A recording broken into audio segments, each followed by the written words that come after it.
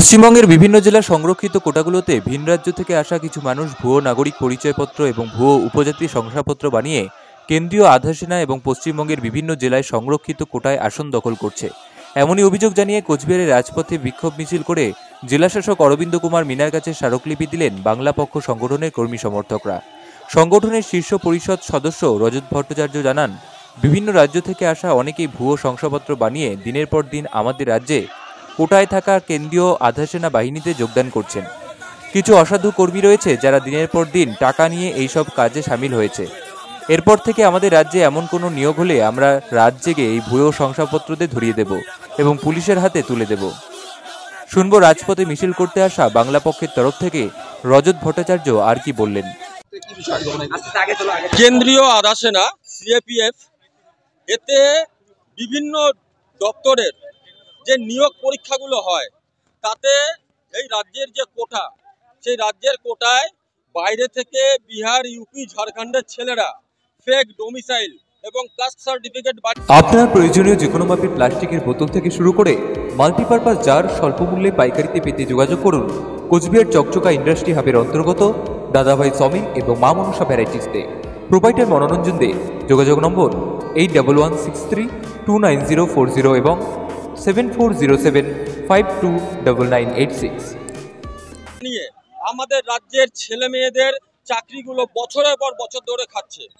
আমরা এগুলো হাতে নাতে ধরেছি।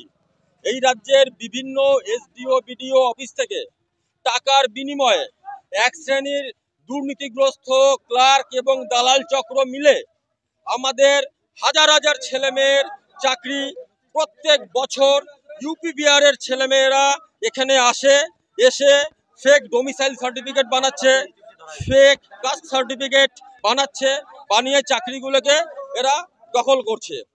বর্তমানে এসএসসি জিডি মানে সিএপিএফ এর আন্ডারে যে ইয়েগুলো রয়েছে, সিআরপিএফ হতে পারে, বিএসএফ হতে পারে, তোমার আসাম রাইফেলস হতে পারে, ইন্দো টিবেটিয়ান বর্ডার পুলিশ হতে পারে, এই যে প্যারামিলিটারি ফোর্সেস বর্ডার স্টেট হওয়ার কারণে আমাদের একটা কোটা থাকে এই রাজ্যের। সেই কোটায় এরা বিহার ইউপির ছেলেমেয়েরা ঢুকছে, আমাদের এখানকার জাল শংসাপত্র বানাচ্ছে এক শ্রেণীর এসডিও বিডিও অফিসের ক্লার্কের মদতে, এবং আমাদের ছেলে মেয়েদের চাকরিগুলো এরা বছরের পর বছর খাচ্ছে। এই কেন্দ্রীয় আধা সেনায় বিহার ইউপির ক্রিমিনালদের আশা আটকাতে গতকাল দিনহাটাতে এখানে এসডিও অফিসের সামনে আমাদের ছেলেরা একজনকে হাতে নাতে ধরে এসডিও অফিসের কাছে তাদেরকে হ্যান্ডওভার করে। পরবর্তীতে তাকে পুলিশ অ্যারেস্ট করে।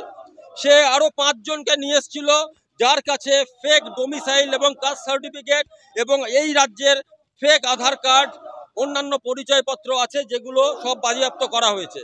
বছরের পর বছর ধরে এই জিনিসগুলো হওয়ার পরে গেল বছর আমরা বাংলা পক্ষ থেকে হাইকোর্টে এটা নিয়ে একটা আবেদন করি।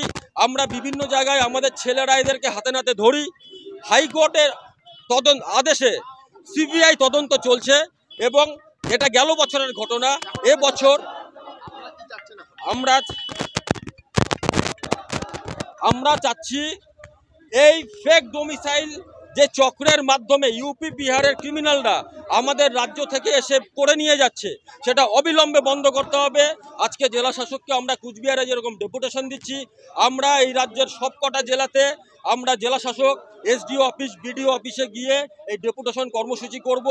এবং রিটিন পরীক্ষা হয়ে গেছে, ফিজিক্যাল পরীক্ষায় আমাদের ছেলেমেয়েরা রাত জেগে পাহারা দেবে। বাইরে থেকে যে ছেলেমেয়েরা আসবে তারা যদি ফেক সার্টিফিকেটধারী হয় আমরা হাতে নাতে ধরে আমরা পুলিশের হাতে তুলে দেবো। আমার নাম রজত ভট্টাচার্য, শীর্ষ পরিষদ সদস্য, বাংলা পক্ষ। Bureau news, ABN 24x7।